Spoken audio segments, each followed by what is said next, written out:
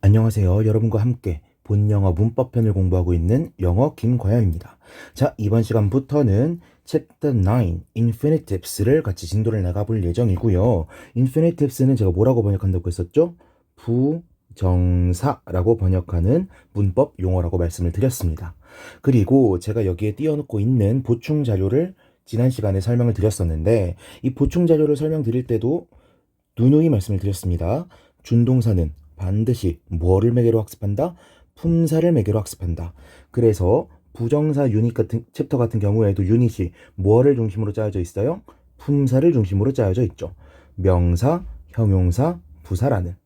그쵸? 자, 지난 시간에 학습했던 거 살짝만 복습하고서 들어가 보도록 하겠습니다.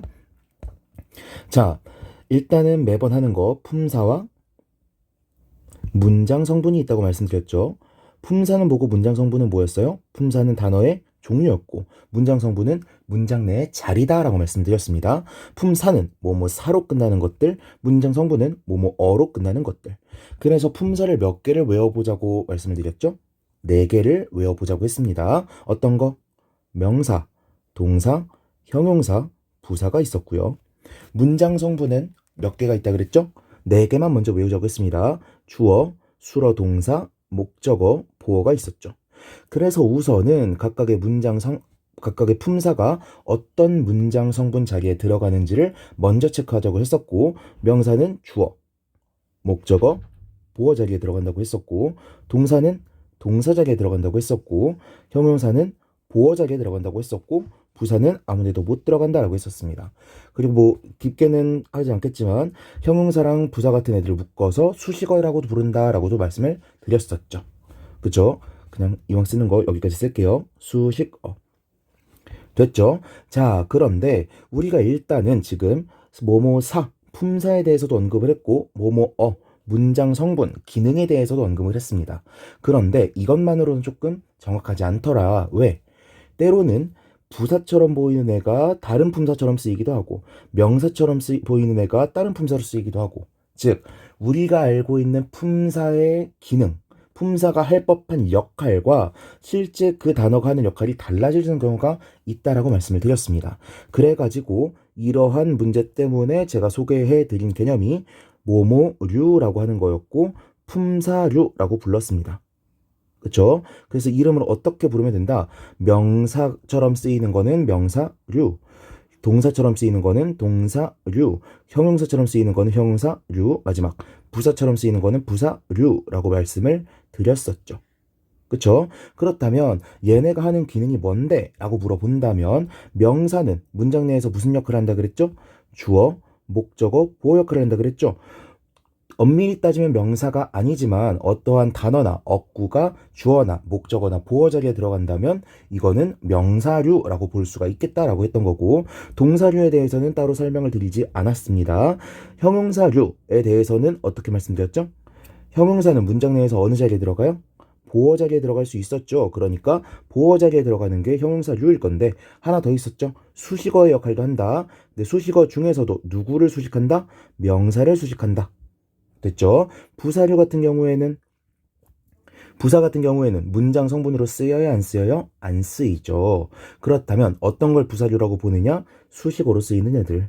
근데 누구는 꾸며주지 않는 애들, 명사는 꾸며주지 않는 애들을 부사류다라고 부를 수가 있겠다라는 겁니다.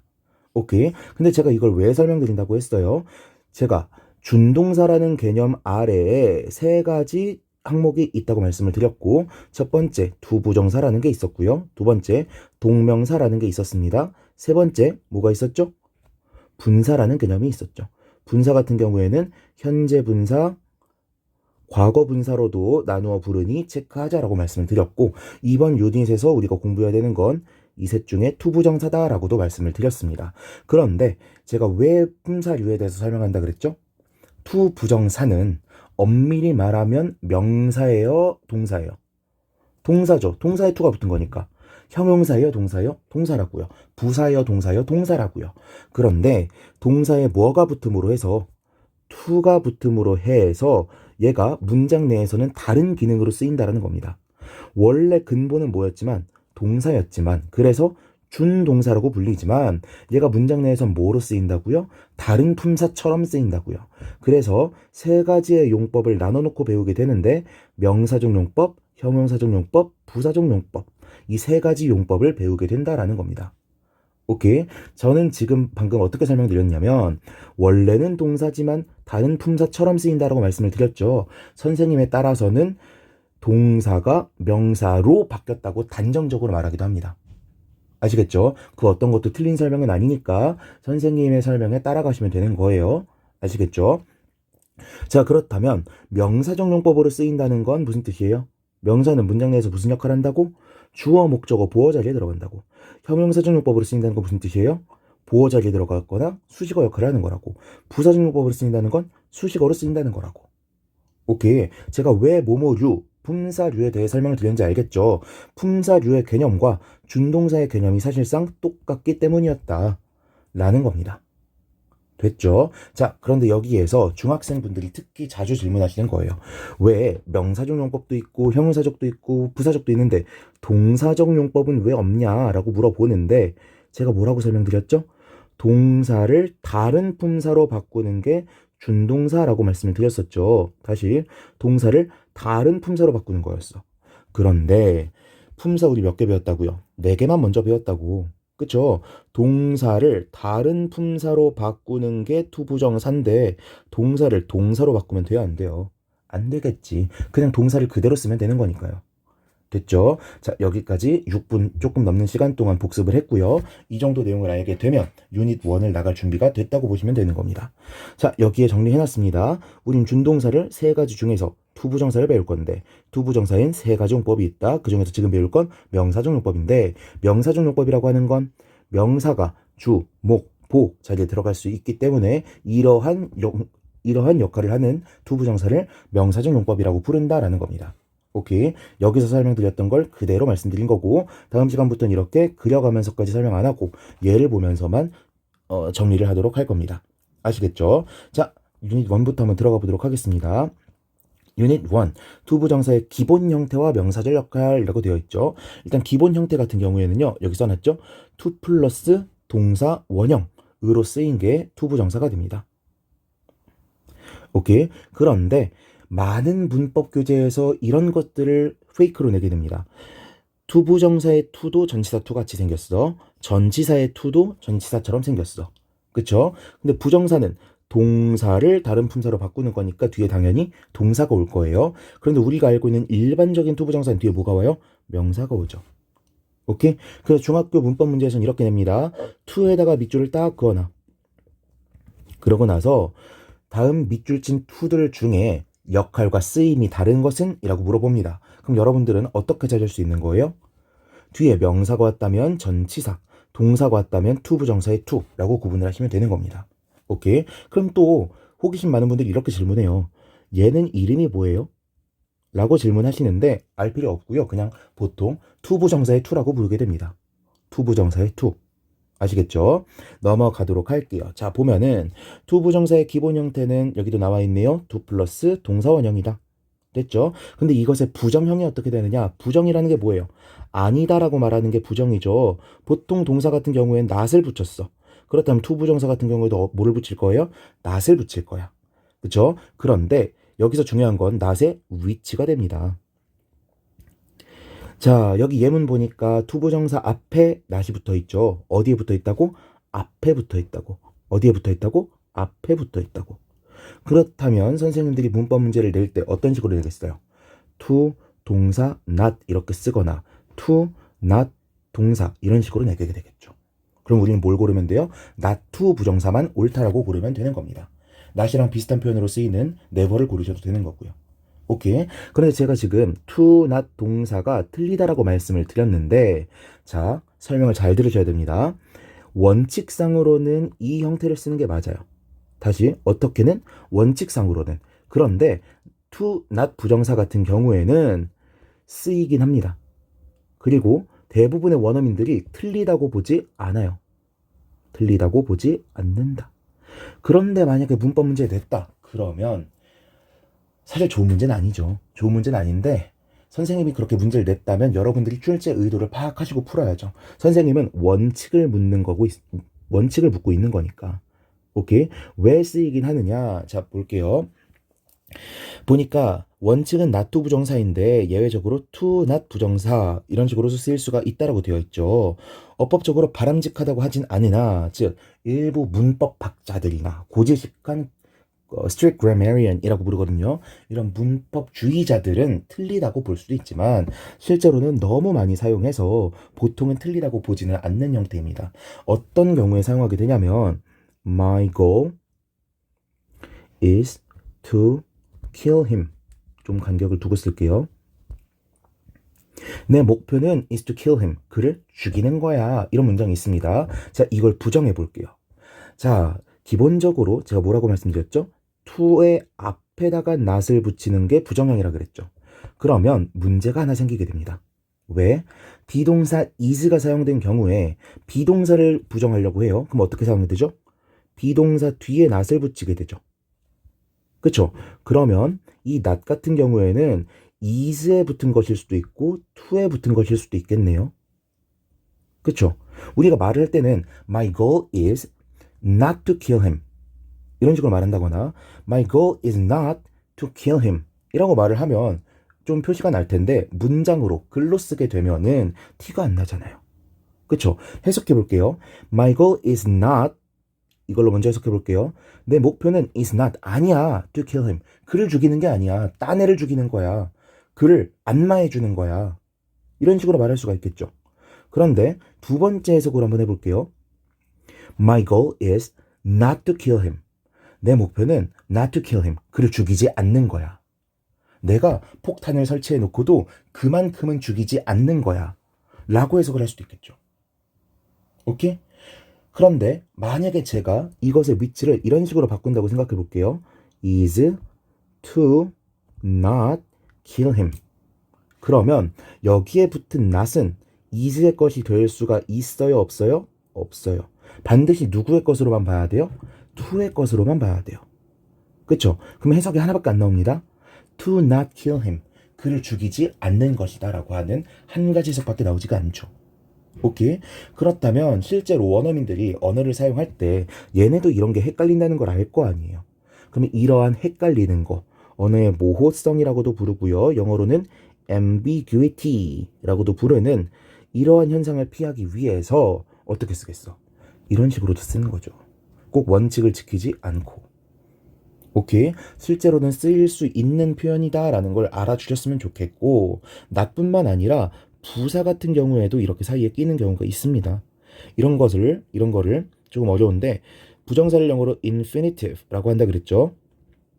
얘가 쪼개졌잖아. not에 의해서 이렇게 쪼개졌죠. 그래서 split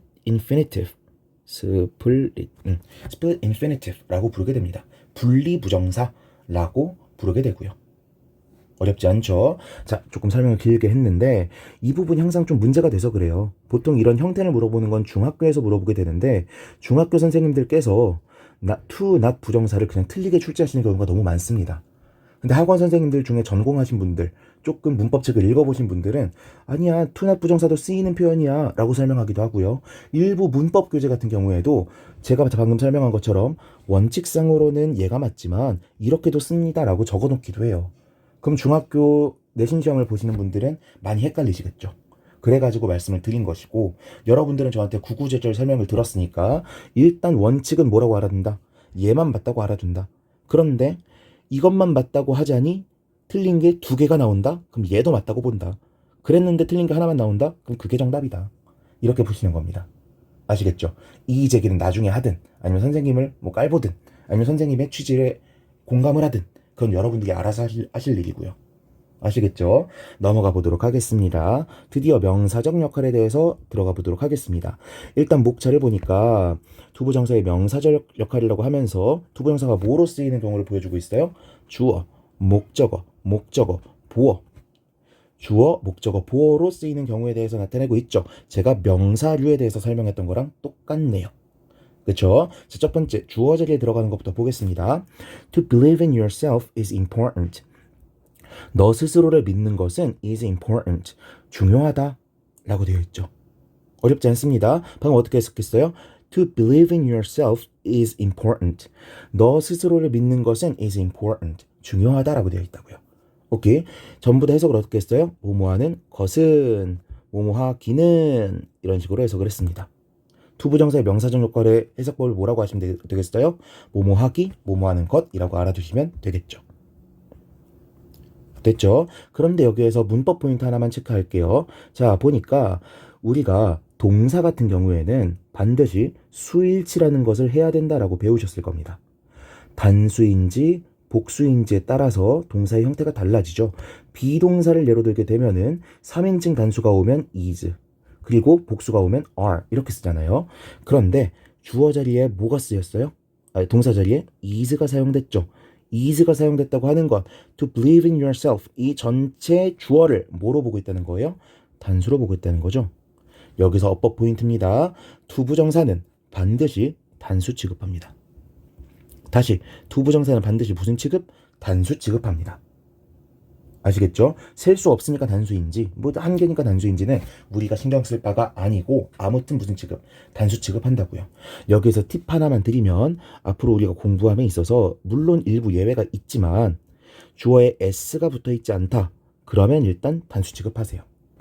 s가 붙어있지 않으면 일단 단수 취급한다. 근데 투부정사 구에는 s를 통째로 이렇게 붙일 수가 없잖아요. 아이고. 투부정사 구에 이렇게 s를 붙일 수가 없잖아. 그러니까 투부정사는 기본적으로 무슨 취급? 단수 취급한다. 됐죠? 자, 그런데 제가 보충 프린트에서 조금 대충 설명했던 내용이 드디어 나옵니다. 투부정사가 주어 자리에 나오게 되면 꼴 보기가 좋다 싫다? 싫다고요. 왜? 우리는 he is important 이런 식으로만 말을 하더라도 충분히 머리 아파. 충분히 영어는 짜증나. 그런데 주어 자리에 투부정사라고 하는 어려운 말이 나왔어. 거기다가 투부정사는 뒤에 뭘 달고 올 수 있어요? 이상한 덩어리들을 더 달고 올 수 있잖아요. 그렇다 보니까 주어의 길이가 어떻게 돼? 더럽게 길어지죠. 원어민들도 주어가 길은 거를 별로 좋아하지 않습니다. 제가 보충 프린트에 써놓기만 하고 설명하지 않았던 and weight principle. 아이고, weight principle. 스펠링이 헷갈리네요. 맞죠? 무거운 거, 긴 거는 뒤로 보내는 경향이 있다라고 하는 원리에 의해서, 그런 원리에 의해서 주어 자리에 투부정사 쓰는 걸 별로 좋아하지 않습니다. 그러면 어떻게 하면 된다고 했냐면 제가 웨치라고 부르는 그 기능이 있다 그랬어요. 그래서 투부정사를 문장 맨 끝으로 보내버리는 겁니다. 그냥 보내버려요. 그럼 어떻게 되죠? 이 주어 자리를 차지하고 있던 투부정사는 사라져 버렸고 이 투부정사가 맨 문장 뒤로 그냥 옮겨져 버리는 겁니다. 됐죠? 그런데 모든 문장에 뭐와 뭐가 있어야 된다? 주어와 동사가 있어야 된다 그랬죠? 그런데 지금 투부정사가 그대로 옮겨버리면 주어 자리가 비어버리게 되네? 그러면 이 빈자리를 뭘로 채워넣는다? 가주어 it이라고 하는 것으로 채워 넣어버리는 겁니다. 다른 단어로 채우면 안 돼요. 반드시 it으로 채워 넣어야 되고요. 일부 공시 문제나 중학교 내신 문제는 this 같은 것으로 채울 수 있니 없니를 물어보는데 this로는 채울 수가 없습니다. 반드시 뭐로만 채운다? it으로만 채운다. 오케이. 그러면 이런 경우에는 해석을 어떻게 하느냐? 자, it이라고 하는 건 가주어라고 했었죠. 가주어라는 건 무슨 뜻이에요? 가짜 주어라는 뜻인 거고 투부정사가 뒤로 옮겨간 걸 진주어라고 부르니까 진주어라는 뜻이죠. 그럼 가주어는 해석을 해줘야 될까 말아야 될까? 가짜 주어니까 원래는 해석을 하면 안 되는 거예요. 다시 원래는 해석을 한다 안 한다? 안 한다. 그런데 한국인은요 앞에서부터 뒤로 차근차근 직독직해 읽자마자 해석하는 게 더 편하거든요. 그런데 이슬 해석을 안 하고 주어 자리를 비워놓게 되면은 해석이 좀 어려워져요. 그래서 어떻게 해석하는 걸 추천드리느냐? 추천이라고 적을게요. 그냥 이것은 이라고 해석해버리세요. 그럼 어떻게 해석이 될까? It is important. 이것은 중요합니다. 그게 뭔데? 라고 속으로 한번 질문하시고 To believe in yourself. 너 스스로를 믿는 것은 이렇게 해석하시는 거예요. 다시 어떻게 해석한다고? It is important. 이것은 중요합니다. 그게 뭔데? To believe in yourself. 너 스스로를 믿는 것은 이런 식으로 해석하는 거라고요. 오케이. 그게 뭔데를 붙이는 게 초반부에는 조금 더 쉬울 거예요. 좀 우스꽝스럽게 보일 수도 있지만 그냥 한번 해보세요. 그게 뭔데? 그러다가 익숙해지면 어떻게 하시면 돼요? It is important. 중요합니다. To believe in yourself. 네가 너 스스로를 믿는 것이. 이렇게만 해석하셔도 되는 거고요. 됐죠? 어렵지 않습니다. 자, 이제 목적어로 넘어가 볼게요. 목적어로. 자, 목적어 같은 경우에는 to 부정사 전체가 목적어로 쓰인다라는 거예요. 자, 우리가 to 부정사라고만 하니까 자꾸 to 부정사에서 딱 끊어버리는 경향이 있는데 to 부정사도 목적어나 보어를 가지고 올 수 있다라고 지난 시간에 말씀드렸죠. 그러면은 to 부정사의 영역이 어디까지 늘어나는 거예요? 이렇게 to 플러스 목적어까지로 쭉 늘어나게 되는 거예요. 이게 하나의 to 부정사 구가 되는 거고 이 전체가 주어나 목적어나 보어의 기능을 하는 겁니다. 오케이. 그러면 이것 때문에 여러분들이 문장 분석할 때 고민이 되는 지점이 있어요. 제가 여기 분석 1, 분석 2라고 적어놓은 건데 자 보겠습니다. 원칙적으로는 I hope, 나는 희망합니다. 뭐를 희망해? To see you soon. To see, 보는 것을 희망하는데 누구를 봐? You, 너를 보는 거죠. 여기 나오는 you는 누구의 목적어? see의 목적어입니다. 너를 곧 보는 걸 희망합니다. 다시 보기를 희망합니다. 라는 문장이죠. 그런데 우리 영어 문장을 해석하고 분석하는데 볼 때마다 얘가 동사고 얘가 목적어인데 얘가 얘의 목적어야. 이렇게 분석하면 시간이 있어요? 없어요? 없잖아요. 그쵸? 그래서 이런 식으로도 분석할 수 있습니다. 어차피 to 부정사도 목적어를 가지고 오고 있잖아. 그리고 hope라고 하는 동사도 to see라고 하는 목적어를 가져왔었잖아요. 그러니까 그냥 hope to see를 하나의 동사로 분석해버리는 거예요. 다시 동사 to 부정사를 하나의 동사로 그냥 묶어버리는 거라고. 그러면 뒤에 나오는 you를 뭐라고 보면 돼요? hope to see의 목적어로 봐버리면 되죠. 엄밀하게 말하면 see의 목적어겠지만 hope to see의 목적어라고 분석해버리시면 분석이 훨씬 더 빨라지게 된다고요. 이해되셨죠? 둘 중에 어느 게 더 좋은 분석이냐? 초반에 학습을 하실 때는 1번 분석을 하시고요. 후반에 해석을 하실 때 실전적으로 이제 우리가 독해 지문도 읽고 구문 분석도 하고 이럴 거잖아요. 이때는 후반부로 넘어가시는 거예요. 일단 문법 구조에 대해서 학습을 하실 때는 이 방법을 쓰시는 게 더 낫기는 합니다. 근데 점차 어떻게 해야 된다? 분석 2번으로 넘어가셔야 된다라는 거예요. 됐죠? 어렵지 않죠? 자, 목적어에 대해서 배우고 나니까 갑자기 진목적어라고 하는 게 튀어나와 버립니다. 진목적어라고 하는 거 뭐랑 비슷하죠? 우리 앞에서 진주어 배웠잖아요. 진목적어랑 비슷한 이름이네. 그렇다면 진주어의 짝꿍 가주어가 있었으니 진목적어의 짝꿍으로 누가 있을까요? 가목적어가 있겠네요. 그쵸? 그렇다면 가목적어, 진목적어는 어떨 때 쓰는 것이냐? 옆에 잠깐 필기하면서 보시게 되면은 자, 오형식에서 대표적으로 사용되는데요. 주어, 동사, 목적어, 보어 이게 오형식이죠. 자, 이렇게 사용을 하려고 하고 있었습니다. 그런데 목적어 자리에 우리가 to 부정사를 쓰려고 해. 그럼 어떤 문제가 생기죠? to 부정사는 지난 시간에 말씀드렸던 것처럼 여기서 말씀드렸던 것처럼 어떻게 사용될 수 있어요? to 부정사는 뒤에 보충어를 달고 나올 수 있죠. 아무것도 안 달고 나올 수도 있고 보어를 달고 나올 수도 있고 목적어를 달고 나올 수도 있잖아요. 그쵸? 그렇다는 거는 to 부정사 뒤에 이렇게 달고 올 수도 있다라는 거네. 그쵸? 그럼 제가 이걸 그대로 문장으로 한번 옮겨 볼게요. 주어, 동사, to, 부, 목, 보, 보. 이런 식으로 문장을 써버리게 되면 이 보어가 동사의 보어였는지 to 부정사의 보어였는지 구분하기가 쉬워요, 어려워요? 어려워지겠죠. 그렇잖아. 여기 안에도 일종의 문장처럼 문장 성분들이 쫙 가득 차 있는데 얘랑 이 동사의 문장 성분이랑 어떻게 구분할 거냐고. 구분할 방법이 없잖아요. 그쵸? 그러니까 어떻게 해버린다? 우리가 가주어 때 했던 것처럼 주어, 동사, to 부정사, 구, 보어, 구문이 있다면 to 부정사를 문장 맨 뒤로 보내버리는 겁니다. 맨 뒤로 보내버리는 거예요. 그럼 어떻게 돼? 주어, 동사, 보어 이런 식으로 쓰이게 되겠죠. 그런데 이렇게 써버리면 또 문제가 뭐야?